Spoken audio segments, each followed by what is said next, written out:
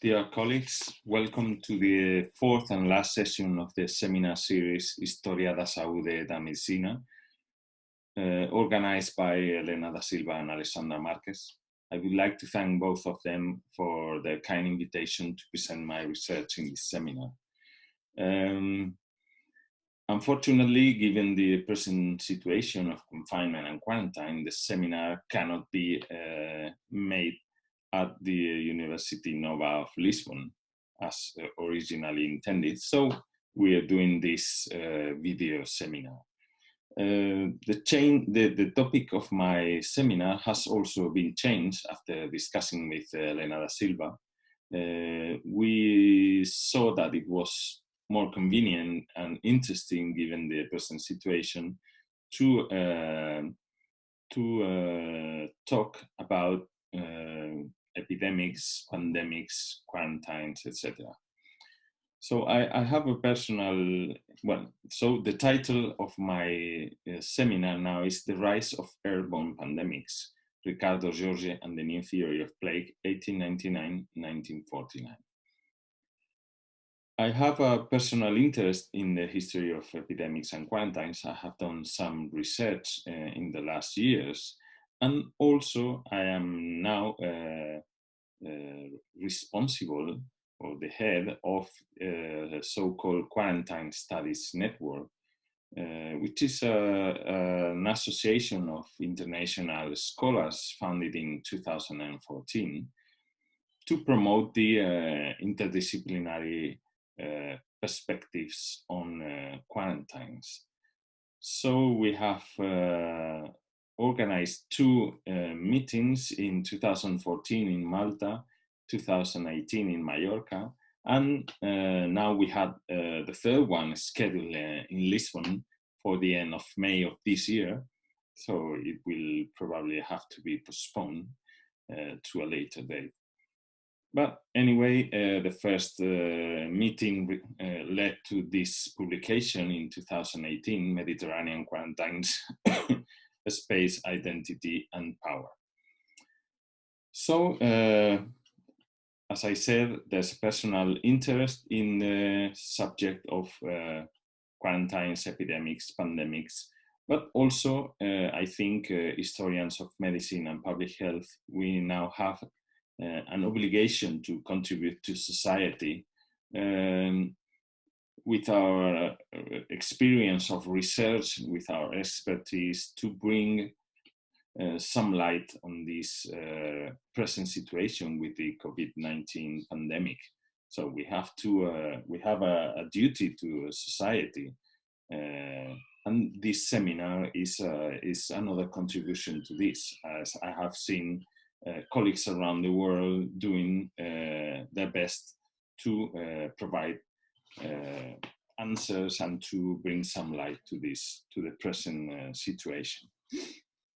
So the seminar will essentially have two main sections. So first, we will begin by discussing the general idea of the rise of what I have called the rise of airborne pandemics. So we will discuss this from a general point of view in relation to the present pandemic of COVID-19 as well.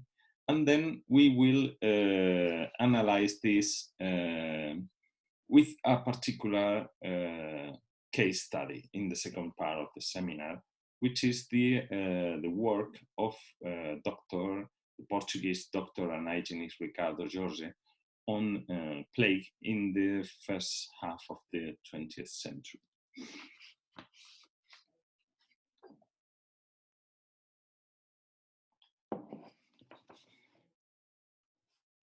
So the American historian of medicine, Charles Rosenberg, talked about what he called the dramaturgy of epidemics. So if we go back in time, we can see that the public presentation of epidemics follows like a general scheme that repeats itself until the present day. So epidemics go through a number of phases. So according to Rosenberg, there's a timid start in which a number of cases of a disease appear. Then it's a second phase where some confusion and uncertainty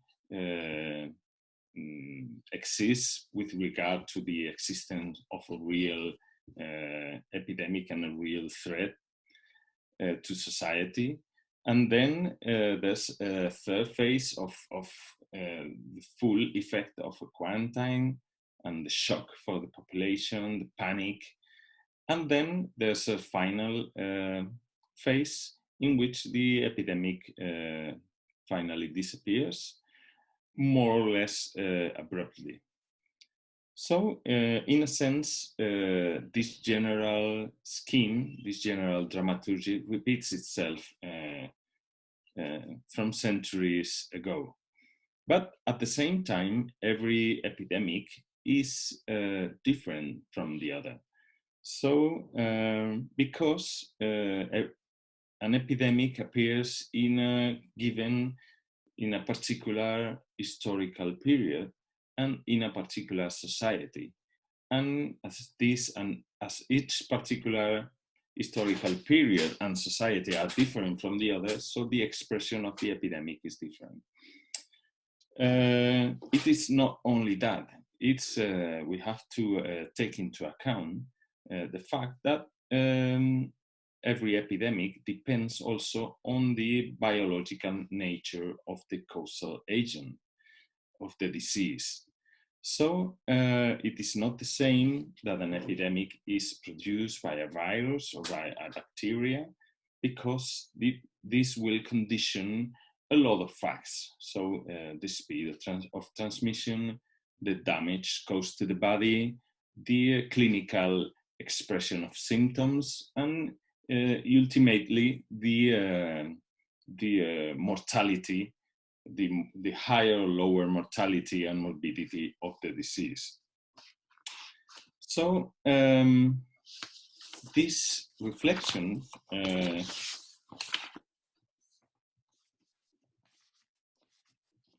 has been clear to me when these days reading about the COVID-19 pandemic and the new coronavirus.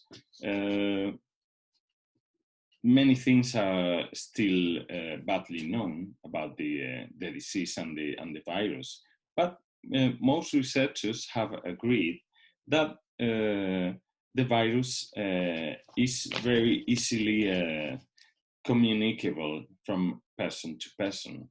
So there's a technical term to describe this, which is what is called the basic reproduction number, or also called R0. So what this means, if we say, as you can see in this list, as the agent of the COVID-19 has an R0 from 1.4 to 5.7, this means that a person in average is capable of contagion from 1.4 to 5.7 other people. So this is a measure of the potential of the virus to spread itself. So it's a measure of the epidemic potential of the virus. So if the number is high, that means that the epidemic potential of a microorganism is very high. Of course, the actual epidemic depends on more factors, but this is like a measure of the potential. And so the characteristic of the new coronavirus is that it has an R0 very high or pretty high. So the potential for epidemic is very high. So as you can see in this list, most the microorganisms with higher R0, with higher basic reproduction number, with higher potential for epidemics, are almost all of them transmitted by the air, so by respiratory droplets. So they are they have an airborne transmission. So here we can introduce an historical reflection. This was not always like this. And if we can see, it was, in my opinion, it was only from the Spanish flu epidemic of 1918-1920 that we have begun an epidemiological context in which airborne diseases are the best candidates for producing a global pandemic. But as I said, this was not like this before. And in fact, before the beginning of the 20th century, we could discuss exactly when, maybe the late 19th century, maybe the mid 20th century, but the Spanish flu pandemic is like a very symbolic turning point.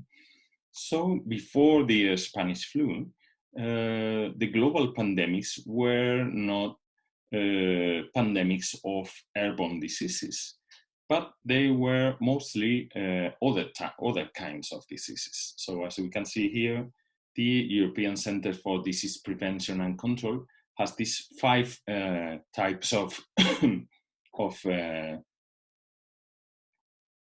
diseases. So we can see that before the Spanish flu, it was cholera, that is waterborne diseases, or typhoid fever. It was vector-borne diseases like yellow fever and typhus, or rodent-borne diseases like plague, which caused the global pandemics. So this is a relevant fact. So there's been an epidemiological shift from those kinds of diseases to airborne diseases causing global pandemics. And of course, the factors that explain this epidemiological shift are probably very complex. So we don't have time here to discuss this, and I haven't really made a thorough analysis of this question. But I can see that, for example, there are 2 important factors behind this epidemiological shift. One of them is that the body of people and the immediate environment of people in many countries around the world have been hygienized. So now, for a lot of people in the world, they don't have really a direct or a constant interaction with animals, with insects, including fleas and lice, and also with contaminated water or with contaminated food.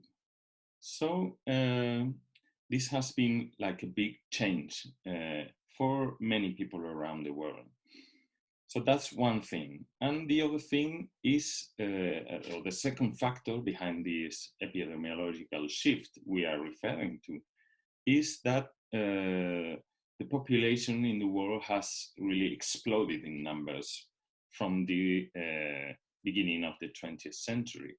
So there's now over 6 billion people in the world, and these people live in cities which have millions of people. So there's also a process of urban concentration of the population. So the higher number of inhabitants of the world and the concentration in big cities, that provides an occasion for a high number of contacts between persons. So when we go to work, we go in the public transport with a lot of people, and then we are working with a lot of people in the factories or in the offices or in the universities. And then we go to the cinema and the theater or to a concert with a lot of people. So there's a lot of interaction with other individuals. So I think these are two main factors behind the epidemiological shift: the hygienization of the human body and its immediate environment, and then the higher number of people in the world and the concentration in big cities. So this must have contributed to the rise of airborne diseases as candidates for global pandemics.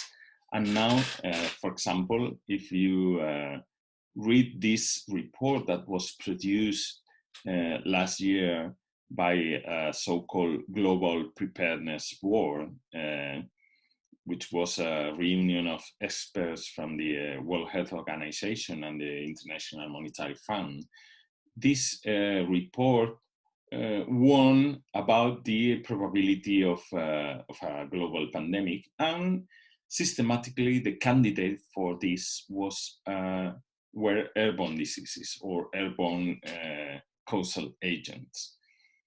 So, so this has been really we are in a new epidemiological context. So now we go to the second part of the seminar.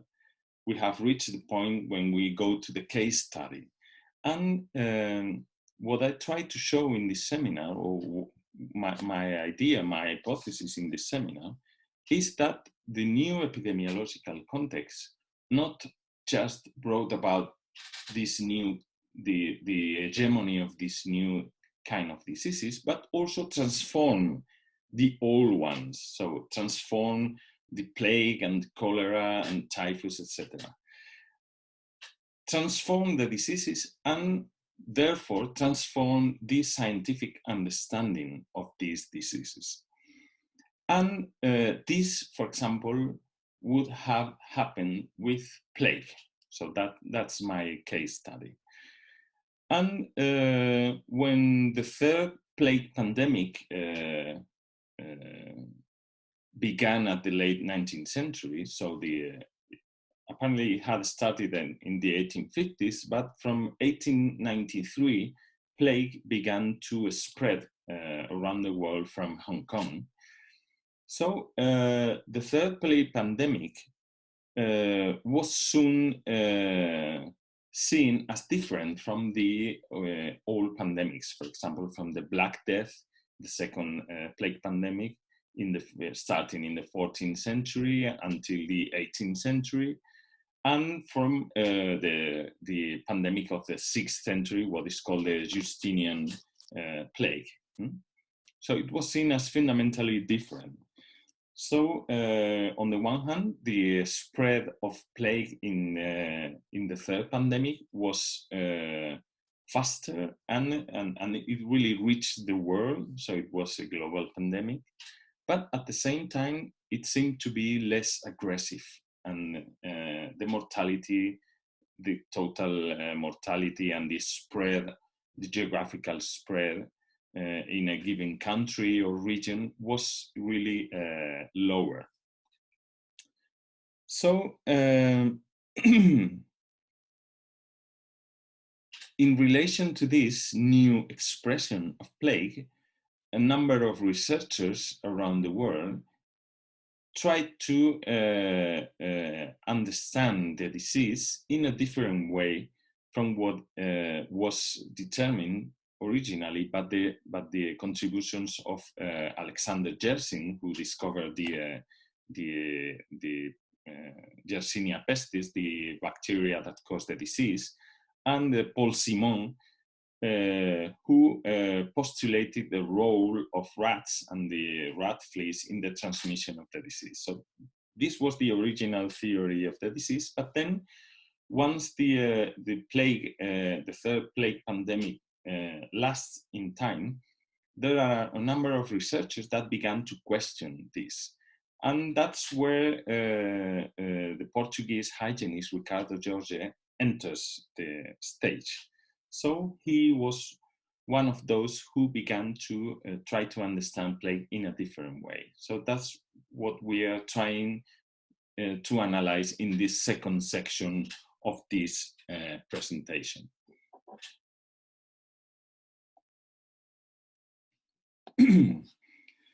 Ricardo Jorge was the director of the municipal laboratory of Porto when a plague outbreak struck the city in 1899.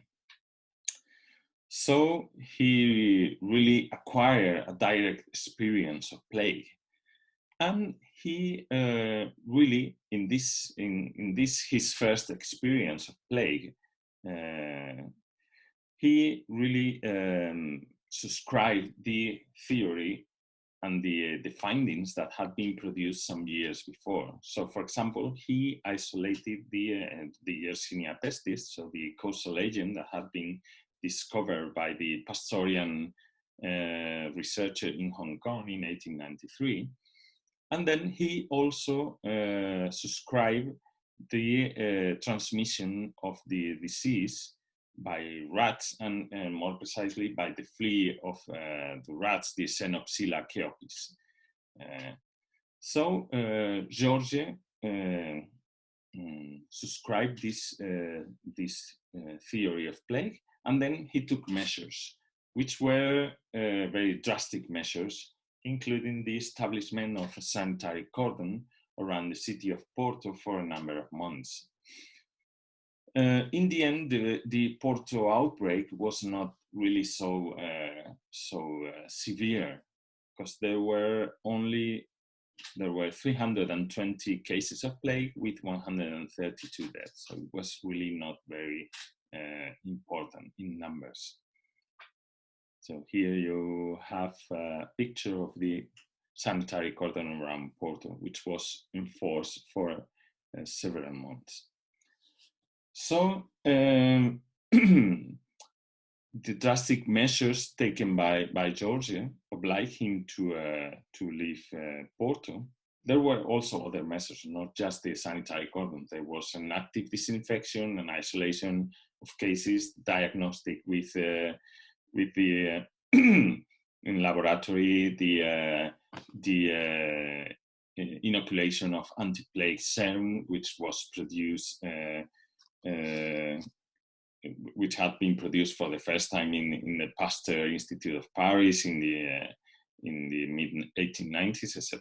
So, but the thing is that the drastic measures he took obliged him to leave Porto. So he settled in Lisbon, and he was soon appointed as Director General of Public Health of Portugal, so the higher sanitary authority in the country. And from there, he supervised new plague outbreaks in Porto, which continued until 1915. And in the end, plague moved to the rest of the country. So it reached the Madeira in 1906, the Azores in 1908, and finally Lisbon in 1910. So during the first 30 years of the 20th century, plague was like producing small outbreaks from time to time in Portugal. And especially after the first years, the main role was of Porto, then the center moved to Lisbon. Of course, the Azores were actually the foci, from which the disease spread to Lisbon, because it became endemic in the Azores. But the fact is that the most notorious and the most public impact of outbreaks happened in the capital, in Lisbon. So Ricardo Jorge was there and had to organize and to take measures to combat these small outbreaks. So we have here a number of years. The most important was in 1920, where 114 cases were recorded, of which 34 died. So Jorge was, during all this period, he continued with his interest in plague, because really, despite not being so so deadly as it was in the antiquity, plague was an stigmatizing disease. So if a country was affected by plague, it was really detrimental from an international point of view. So plague was always given or paid very much attention. So at the same time, then it came the Spanish flu. So the Spanish flu produced really a tremendous impact, not just in Portugal, but around the world. And Jorge, as General Director of Public Health in Portugal, was charged with dealing with this epidemic. Of course, he, as anyone around the world, could do little to stop the strike of the epidemic. And he wrote this report in 1919 on how the measures that had been taken in Portugal and the epidemiology, how the epidemic had begun, etc. So it's a classic text to know the flu epidemic in Portugal. And here are some quotes in the original French version. So basically, he says that he could just sit and see what was happening, because it was little to do against a pestilence that had caused over 5,000 dead in Lisbon in just 9 weeks. So he said that the flu epidemic had been worse than any of the 19th century pandemics in Portugal. And that was a sort of paradox, because what was usually seen as a mild disease in the end resulting in more deaths than any of the notorious pandemics of plague and cholera, etc. So these observations fit very well with our current situation with the COVID-19. So we have here a disease which is regarded as a mild disease in general, but that produces a lot of deaths. So what is important is that during the Spanish flu, and actually since the start of the First World War, Ricardo Jorge had been integrating himself in international networks of hygienists and sanitary experts.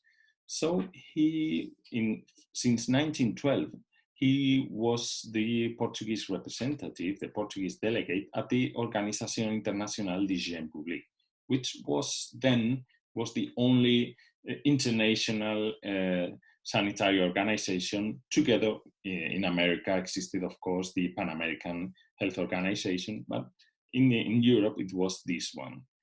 And during the war, that was really the main stage of Jorge's international connections throughout his career.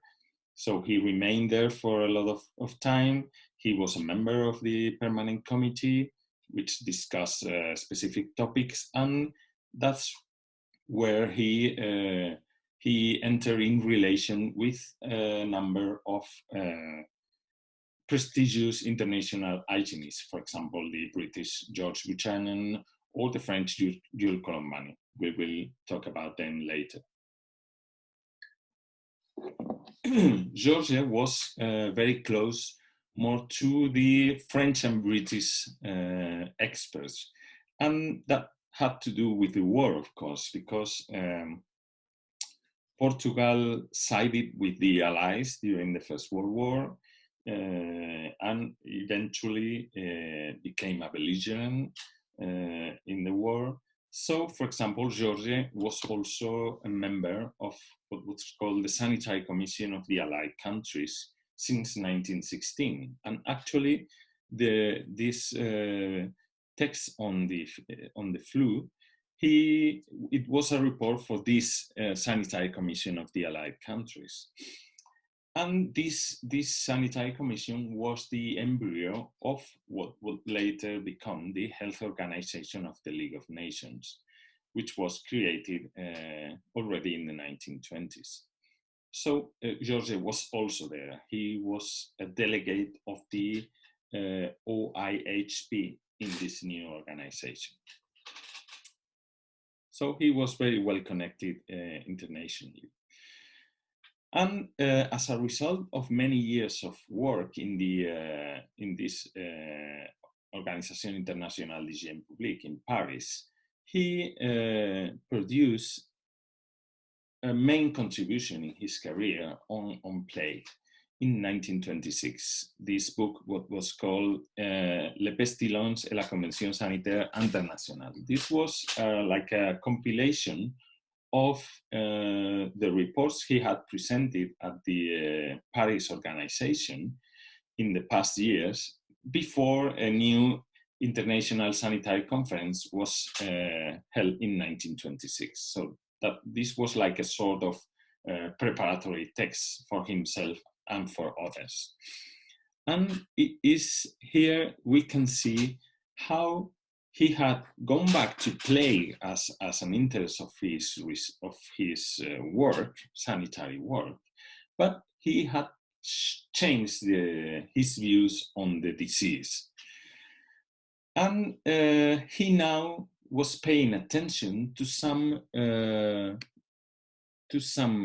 facts that had been minor facts in the when he had fought plague in Porto in the 1890s and in Lisbon in the 1910s and 1920s. There were like some odd facts, and now they were beginning to make sense for him.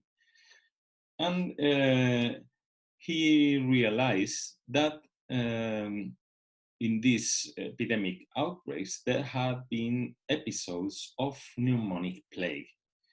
For example, he recorded one in Porto in 1905, where 31 people had died with a mortality rate of 90%. So these were like very small outbreaks, but very, very deadly.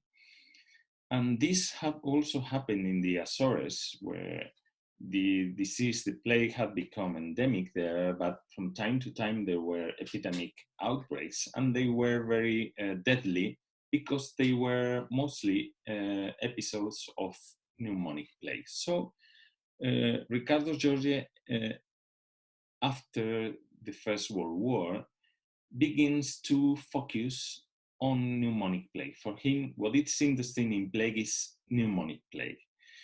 And he really sees that pneumonic plague can appear independently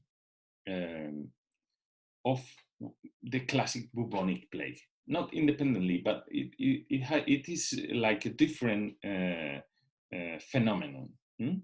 And he sees from the works of other researchers and authors around the world that the pneumonic plague is like becoming more frequent in plague pandemics. So for example, in this book, he records a number of pneumonic plague outbreaks in a number of countries, in Morocco, in Tunisia, in the Dutch West, in the Dutch East Indies, etc. And of course in Manchuria and China, etc. So he says that since 1919, he believed in the duality of bubonic plague and pneumonic plague. So for him, pneumonic plague is really a different disease from an epidemiological and a clinical point of view, even if the causal agent is the same, which is the Yersinia pestis. But the transmission route is different, and the clinical symptoms are different and are much more severe in the case of pneumonic plague than in bubonic plague. Okay, so as we see in pneumonic plague, the contagion is from man to man. So the rat is no longer the central element in the contagion of plague. So that's where the Moroccan connection enters the stage as well. This interests me particularly because I have been doing a lot of research on medicine and public health in Morocco in the 19th and 20th centuries. So when I arrived to Portugal, I was interested in the eventual connections between and circulation of knowledge between Portugal and Morocco. So I found that this was a very interesting case of circulation of knowledge between the two countries. The fact is that these ideas of Georgia and this new interest in the pneumonic plague was shared by other hygienists that had been in regular contact with him at the Organisation Internationale d'Hygiène Publique in Paris.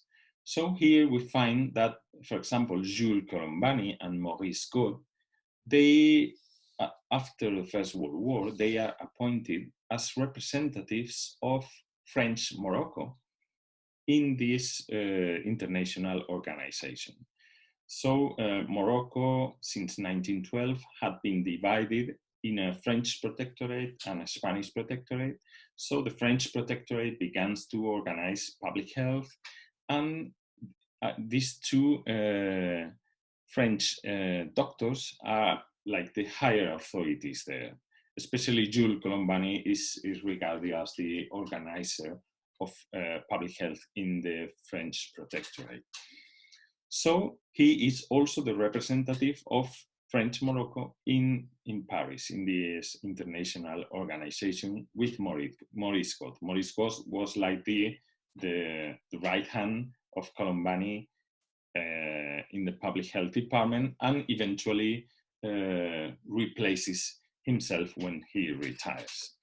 Then there was a third man, Maurice Bonjean, who was the director of the Hygiene Institute in Rabat. He was like the third top authority in the French protectorate. So these men, they were fighting plague in Morocco, because since the beginning of the French military occupation of the country, a number of plague outbreaks had appeared. The most severe was in 1911, when a plague outbreak in the south of Morocco killed around 10,000 people. But from there, after that, from time to time, there were periodic outbreaks. So these men, they also began to focus on pneumonic plague, and they tried to understand why plague in Morocco seemed to transmit in a different way. So the traditional schema of the rat epizootic that became a human epidemic did not fit very well, according to their observations. So they share this information with George in Paris, and they really connect. They really agree on this. So from this agreement in 1932, Colombani and Gaud invite Ricardo Jorge to visit Morocco. So he would eventually travel twice to French Morocco. In 1932, first trip, and 1936, the second. So the first one was essentially in the south. So he arrived at Rabat, and from there he went to Casablanca, Marques, etc. And then the second trip was, he arrived in Tangier, and then he went to Meknes and Fez in the north. So there he talked to doctors, he visited hospitals and the Hygiene Institute and the big, the main institutions of public health and medicine in Morocco. It is very interesting because after his first visit to Morocco, Ricardo Jorge takes a new step in his vision of plague. So he had moved from the original theory of Yersin and Simon, so from the understanding of plague as essentially as a rat epizootic that becomes a human epidemic. We see that he had already moved to an interest in pneumonic plague after the Spanish flu. And then after the Moroccan trip, he really moves, he takes another step further from the original theory, and now he sees that for him, plague is essentially, so a plague epidemic depends essentially on human-to-human transmission. So that's really like the other way around from the original idea. So, for example, in a conference he gave at the Hygiene Institute in Rabat in 1932 during his first visit to Morocco, he says that, and I quote, not a long time ago, I believed that interhuman transmission just plays an episodic role in plague epidemics. However, I am more and more eager to attribute to this interhuman transmission a prominent role, especially when we consider the plague epidemics of antiquity.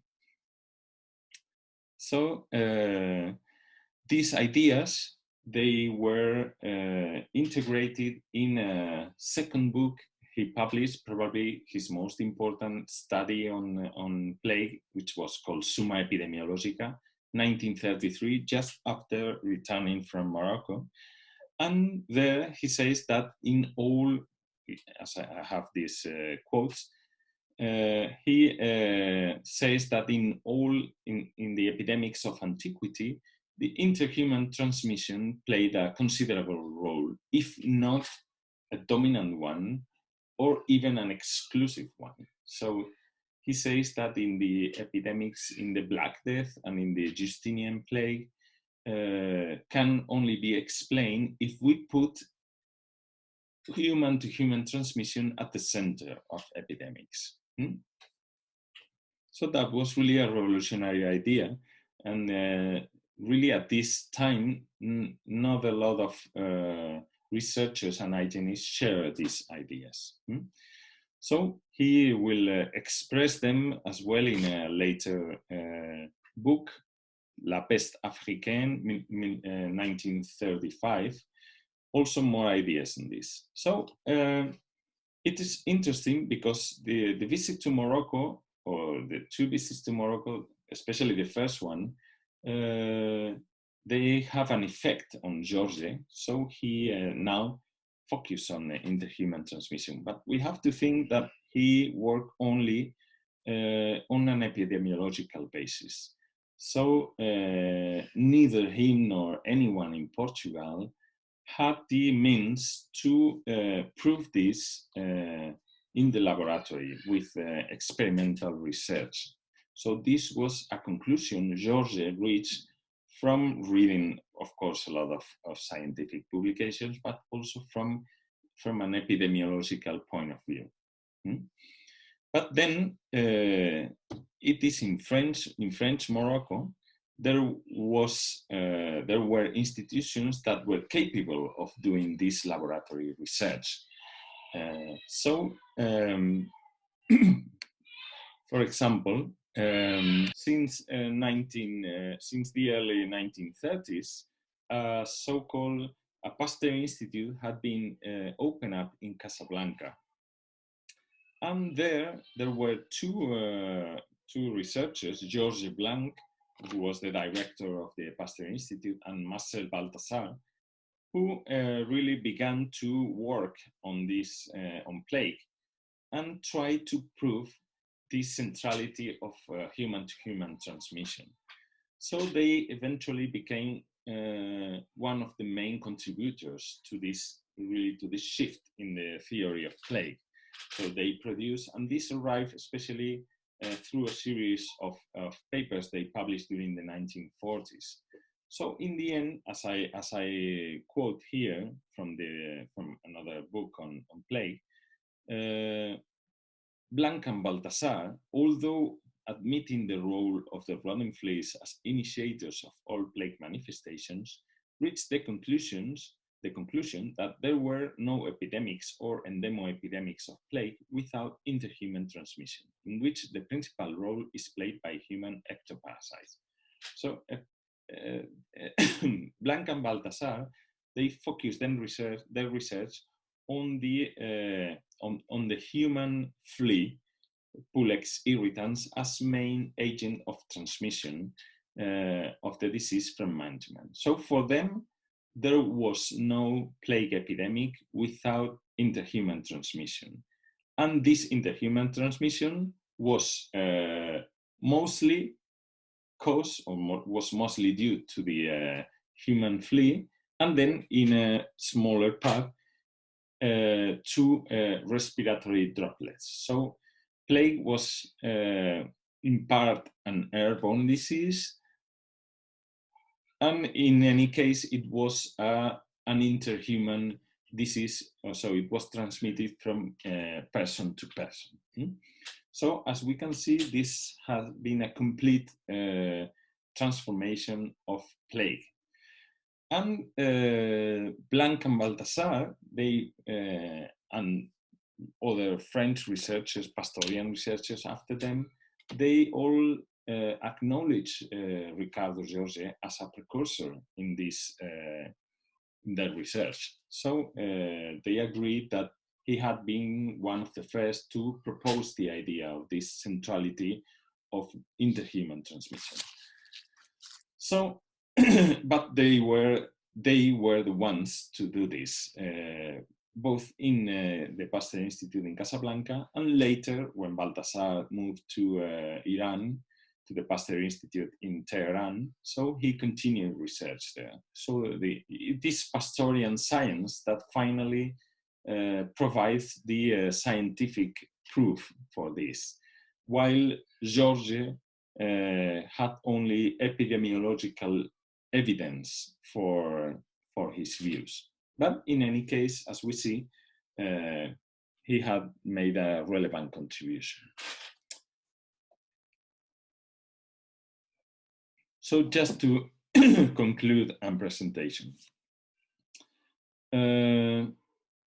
The first idea is that the new epidemiological context that begins in the early 20th century has provoked, in my opinion, the rise of airborne diseases as candidates for causing global pandemic. So, for example, the flu and now the coronavirus diseases like the SARS and now the COVID-19, they have replaced cholera and plague and typhus as candidates for a global pandemic.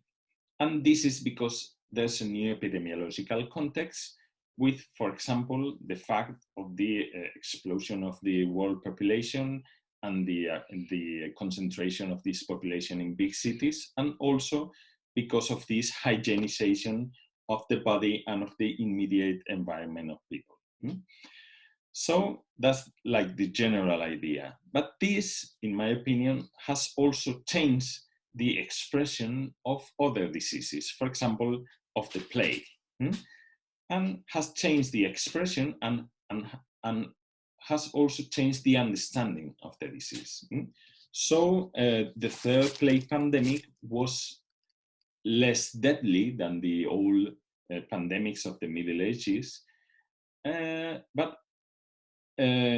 this has to be explained, and there's a number of researchers that contribute to this, and one of them was Ricardo Jorge. Ricardo Jorge, who begins his experience with plague in Porto in 1899. There he subscribes the theory of the transmission from the rats to humans through the rat flea. So that's like the classical theory of plague, but then moves on to a different thing. And one important, like the first turning point is the First World War and the Spanish flu pandemic. This changes his view on plague, and now he begins to focus on pneumonic plague.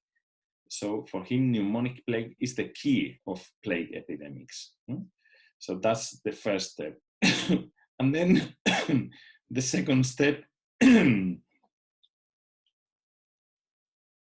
is a result of his, what I call his Moroccan connections, or his Moroccan connection, So the long contact he had with French hygienists in Morocco, and the trips he did to this country, especially the first one in 1932, provoked a second transformation in his ideas on plague. And now for him, interhuman transmission is the key for plague epidemics. Although now this interhuman transmission is not just a respiratory transmission, but there's also the role played by the human fluid. So these are ideas that he elaborates from an epidemiological basis, and also from his large knowledge of international literature on plague.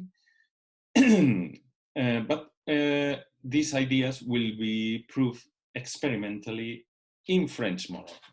So in French Morocco, there are a number of people that subscribe these revolutionary views on plague, and it will be the researchers of the Pasteur Institute in Casablanca who contribute with experimental proof to this idea of the centrality of interhuman transmission in plague. So as we see, the new situation, epidemiological situation in the 20th century has transformed the expression of plague and has transformed also the understanding of plague. And that was the role of Ricardo Jorge in all this process. So thanks a lot for your attention. If you want to read some of my papers, you have here a number of links in the internet. Most of my articles are available open access, the books not, except for the Mediterranean quarantines books. Some of these chapters are available for free online. If you want to address me some questions or comments, here is my email and the email of the Quarantine Studies Network. So I also recommend you to follow our posts in the Facebook page of the Quarantine Studies Network. So thanks very much.